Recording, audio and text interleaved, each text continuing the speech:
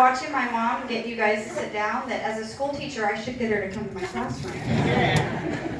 You all did what she said. My students don't do that. So, my name's Tammy Sapp. I'm Bob and Sean's daughter. I'm the mom to 3 of the kids running around. If they're being turds, let their dad know.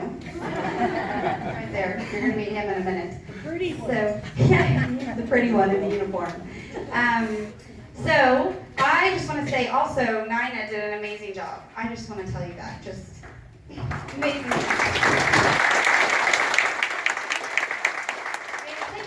As I was here to honor my own husband, you did a great job honoring yours. So, I want to introduce you to my husband. He's going to come up and he's going to honor the vets.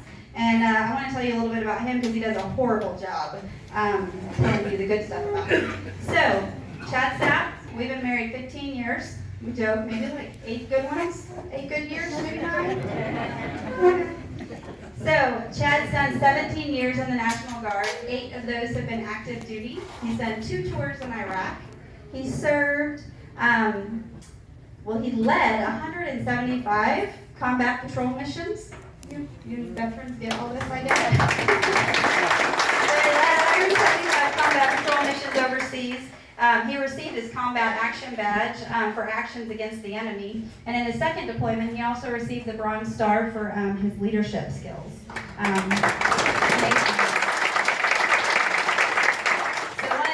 That makes him so incredible is that he currently is in the National Guard, but he also is serving our city as a Temple police officer. So he has had 6 years as a Temple police officer. He has received Rookie of the Year. He has received Officer of the Year. He leads in felony arrests on his team every time they do evaluations.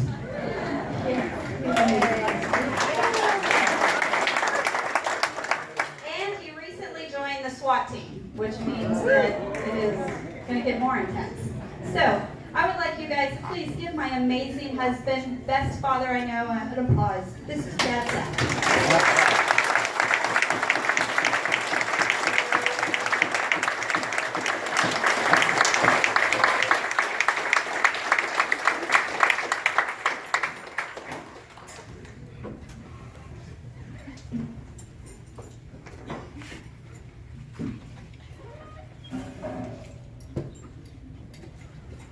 Good evening. Good evening. I've been drinking all day to prepare myself for this. I'm only halfway kidding. So, my wife and I always consider it a great privilege to hang out at the Bluebonnet Rally with you great people, and let alone be asked to honor the veterans, whom I hold in great regard. Can you hear me in the back? Yeah. Okay. I contemplated using excerpts from a famous Veterans Day speech, or, taking something from the internet. But Sean, she says I'm good with run my mouth. So I'm just I wrote down some stuff.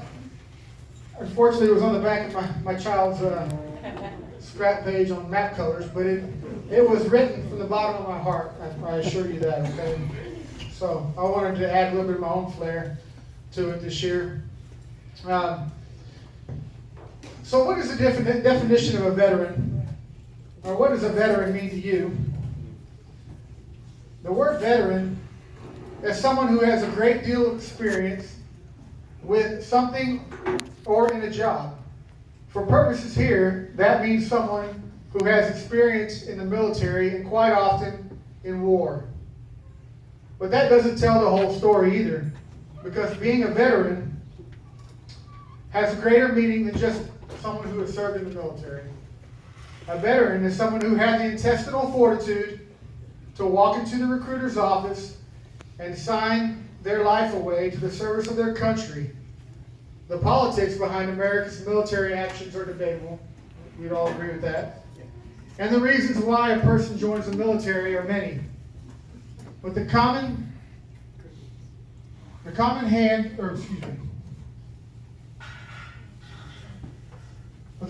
thread is the sheer guts it takes to hand that blank check over to your government for the amount of or up to your life.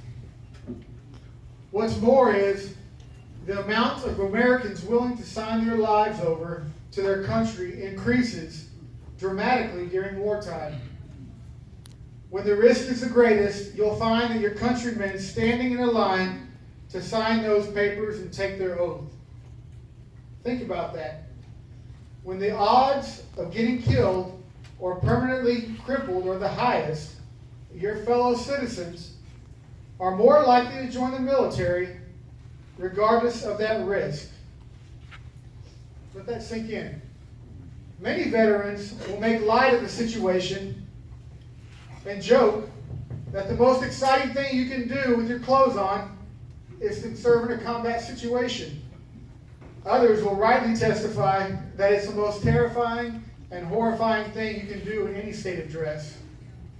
And while there is no possible way to explain what combat is like to someone who has never experienced it and never had their life directly threatened by another human being, those Americans who have been there can tell you that both the best and the worst humanity is seen in war. I'd like to take this opportunity to honor our vets. If you are a veteran, please stand. Regardless of branch, regardless of Marine Corps, Army, Navy, Coast Guard.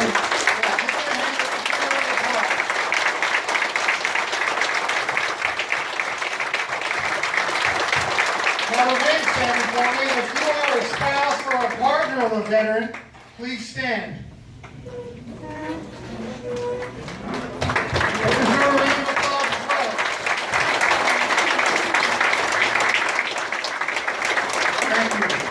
Seated. And if you think that being a spouse of a veteran is easy, you're sadly mistaken. My wife could tell you story after story of the challenges that she faced after I returned home on 2 different occasions. And just last night, we were sitting around the camper, we were talking about where me blues. Like my wife said, you come up here with me, would you? She did a great job decorating this table and provide this memorial for her husband. One of our camper friends, everybody knows Joan Wheelock. She's a retired school teacher from Houston area. I love her. Well, when he got sick, we were camping at Pine Knot, and when he got sick, she didn't want to email all of our friends or some of the friends, She called, I don't even know how many couples of people she called and said he's in the hospital. And then she called him back when he had passed. And she just said, give me anything you've got that's with pictures and stuff. And anybody that went to his services can tell you that she did a remarkable job. She went and bought this fabric because she wanted to be manly looking, but yet patriotic. And so she's the one that did put all this together. I just brought some of it. I mean, she had so much stuff out there, but she did an amazing job. And in fact, my nephew from Dallas, when he was there, he said, how much would this cost for you to do? She says, it's priceless. This is a labor of love. I'm not doing this, for money. I'm doing this for labor of love. She said, you couldn't afford me. Well, hang tight up here, okay? So we had 2 gentlemen that passed away in the past year that were part of this Bluebonnet crew. Okay, it was Arlis Dean and also Daan Wheelock. Okay, I'm going to read their bios to you out of honor for them and for their families.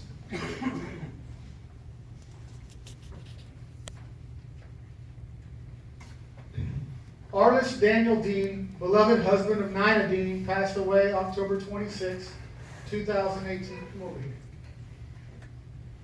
He was born March 6, 1947 in Conroe, Texas. He then moved to Texarkana with his family. Shortly after, they moved to Magnolia, Arkansas, where he attended Magnolia Junior High School and met the love of his life, Nina. Arlis was 2 years older than Nina, and they began dating his junior year of high school and were then engaged his senior year. Well, you didn't waste no time, did you? Arlis graduated from Magnolia High School in 1965, and he then began college at Southern State College in Magnolia, Arkansas. While attending college, the Vietnam War was taking place. Instead of being drafted, he decided to volunteer. He was then sent to Fort Polk, Louisiana for training, and then to Fort Benjamin Harrison, Indiana for AIT. He then returned back to Magnolia, Arkansas. Arlis and Nina were married on July 19, 1967. They then moved to Fort Benning, Georgia. Arlis was sent to Vietnam in November of 1968 and would return in December of 1969. After his enlistment, they moved back to Arkansas. He received his bachelor's degree in business administration from Southern State College, and he would later receive his master's degree from the Florida Institute of Technology. He then told Nina that he wanted to rejoin the Army as an officer. Arlis and Nina would call many places home, including Fort Sill, Oklahoma, Seoul, Korea, Indianapolis, Indiana, Plano, Texas, Panama City, Panama, Bensalem, Pennsylvania, and his last duty station, Lake Ridge, Virginia. Arlis retired as a lieutenant colonel after 26 years of service in the United States Army. He received many awards, including 2 Bronze Stars and the Legion of Merit Medal.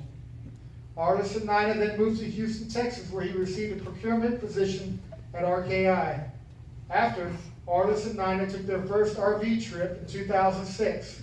Their RV friends became like family, and they enjoyed all the wonderful trips and places they were able to visit. Arlis enjoyed spending time with his family, which included his grandkids and great-grandson. Arlis was kind, loving, selfless, and made friends with everyone he met. Although Arlis traveled to many different countries and states, he was proud to be an American and a proud Texan. Arlis was preceded in death by his father, Arlis Dean, mother, Marguerite Dickerson, brother, Billy Hobson, and sister, Nardi Muir.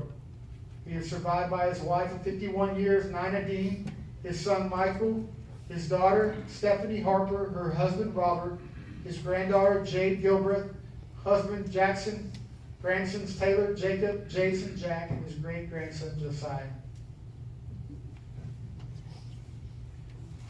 I'm also going to honor Daan Wheelock as well, okay? His wife was unable to be here due to a medical situation, but nonetheless, we want to honor him as well. Just wait, if you'd like to, and then I'll bring it back up.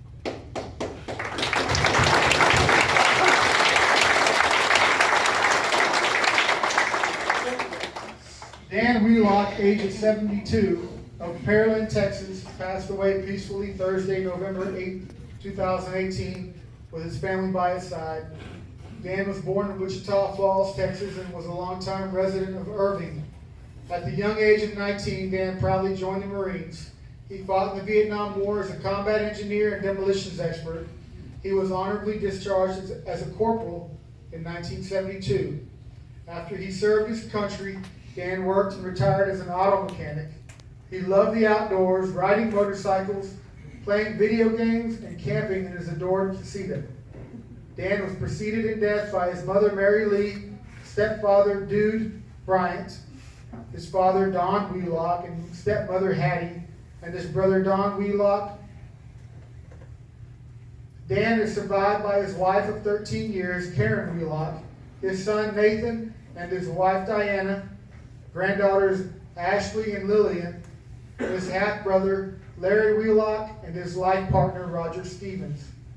His stepsons, Alan Hebert, and his fiancee, Jennifer Fishbeck, Aaron Hebert and his wife, Lisa, grandchildren, Anna Lynn, Kaylin, and Taylor.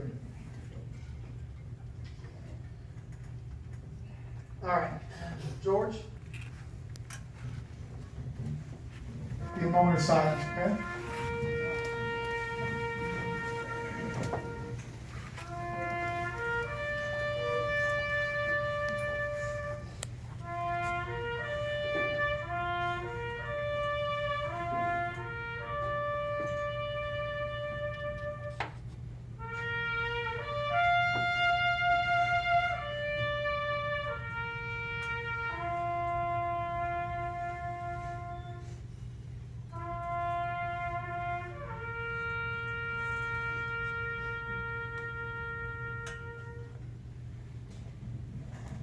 Thank you.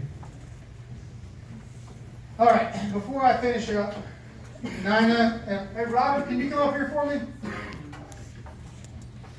Nina, can you come up here for me? Robert presented me this, wanted me to present this to you, but I thought he would probably be best to do it. You can come over here. So this flag here,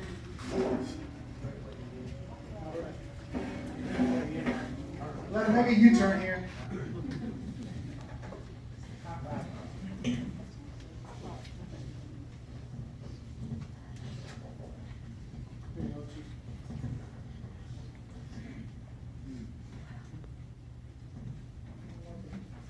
This flag was many of the units that served in Vietnam. And Arlis's unit is on here. It's the airborne, we call them Screaming Eagles. But this flag is for you, on your wall, wherever you want to go with it. It's yours.